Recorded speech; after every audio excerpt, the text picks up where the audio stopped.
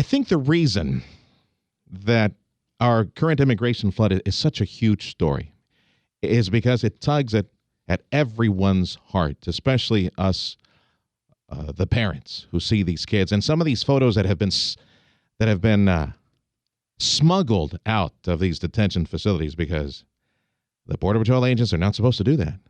But they've been sneaking some pictures out. And thanks to you courageous people in Border Patrol that have done that.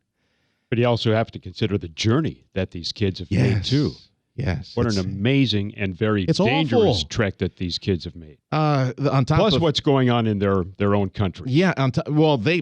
Their country stinks to begin with. Then they get on top of these trains and buses and through ranch land, whatever. They travel through Mexico for days on end. Then they're dealing with criminal elements, cartels. Some of them are being cherry-picked. Just awful places that your mind can take you. Okay, so these kids are now in federal custody, and there's so many needs that are involved in taking care of these kiddos. And let's talk. The conditions are certainly far from optimal. Ideal, yeah. Dr. Joseph McCoy, dear friend, I'm going to bring him on the show right now. He's a psychologist. And I was texting him last night, and I canceled the Fox interview this morning. I said, you know what, let's go with Bones. Joseph, welcome to the show. Okay, kids are resilient. We always say that, despite the abuse and everything that they go through. It's amazing how kids are resilient. They forget about the bad stuff and they move on with life. What is it about children that they have this defensive mechanism that they're able to overcome so much adversity? Well, I mean, my personal belief is we're all born with hope, and what happens is life happens to some of us, and we can get to a certain point in life where we can lose hope. But I think hope is pretty innate, and that's one of the strongest factors that helps people with resiliency. And so, if you even just believe there's light at the end of the tunnel, even if you can't see the light, you can keep moving forward. And I think that's what a lot of these kids have done. We have no idea how short officials are falling and trying to provide the needs for these kids. I'm sure that they're being fed and they're being housed in a safe place, but there's so much more that is at play here. I mean, I have a local reporter friend who was just completely torn up. He went on one of those tours at the local Border Patrol station, and he was messed up by seeing these kids at the window, some of them crying for their mom, just banging on the window, just crying for their mom. They're alone. They're afraid. There are some desperate counseling needs and requirements for these kids right now. I can't imagine that we have enough people to meet all of that at the moment.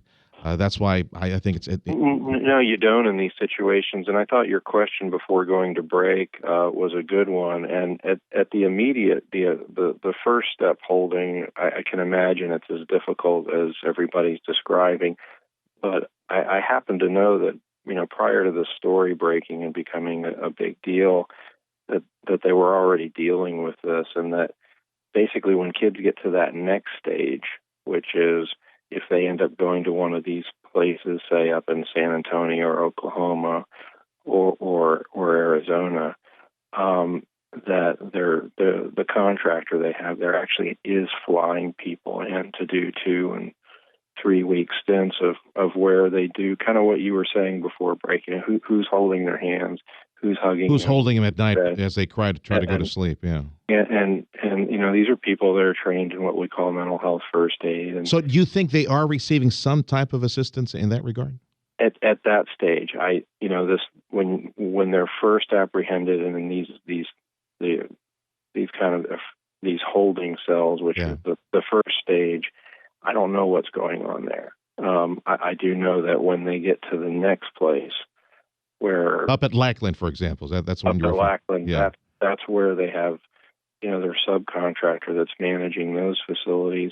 They are bringing in therapists that are licensed and trained in what we call mental health first aid. And the other thing they do is not just quote mental health first aid, but trying to to encourage that resiliency that we're talking about. 10-4. Dr. Joseph McCoy, psychologist, joining us on 710 KURV. Yeah, Dr. McCoy, Tim Sullivan here. I guess what that shows is the dire need to find more housing facilities, such as what Dallas County is trying to do, and some other places around the state and the country. And these funds, apparently funds for that, are what President Obama has asked for in that 3.7 supplemental bill. Yeah. I mean, and there's a huge need there, and unfortunately for an area like ours that's already underserved, I mean, I have one of my mental health peers that's actually closed down their practice for the time being to go serve in these places, and so excellent. Well, that's good for them, but then, well, guess what? Our local people are now, missing that person's service. Yeah. And so it's a tough situation. And they all need to speak Spanish, Tim. Back to the kids. Are these kids really that resilient? Do they really overcome the types of things that are happening to them either on their journey or as they're being held in the detention centers? I mean, some of this stuff has to show up later in life somehow. That's a good question by Tim, because we've been hearing from our congressman that a third of these girls are being assaulted in some way. I mean, that requires special let's just counseling. put it out there. They're being raped by some of the people who are bringing them over. Yeah. That requires really no special question counseling, about that. doesn't it, Jim? Yeah, there are special methods to help people through that, and one of the things we do as human beings, we're able to kind of compartmentalize and kind of hold that off, and a pretty large percentage of us, when we go through those kinds of difficult situations, kind of do that. We call it shock denial, but it's actually adaptive. And then, when you get to a safer place, that's when you can let down. And then if you have access to somebody that can help guide you through this, how do I overcome, what I went through? But what's interesting is there's a large percentage of people that kind of do that on their own somehow and don't develop PTSD. And again, that's this whole focus on resiliency is like after 9/11, about 5% of that population developed PTSD, about 15% of the first responders, but there was 95% of the general populace and 85%. Interesting. Says a lot about the human spirit. Dr. McCoy, thanks a lot. Bones, I'll give you a call later. That's Joseph McCoy, psychologist here in McAllen, joining us on 710 KURV.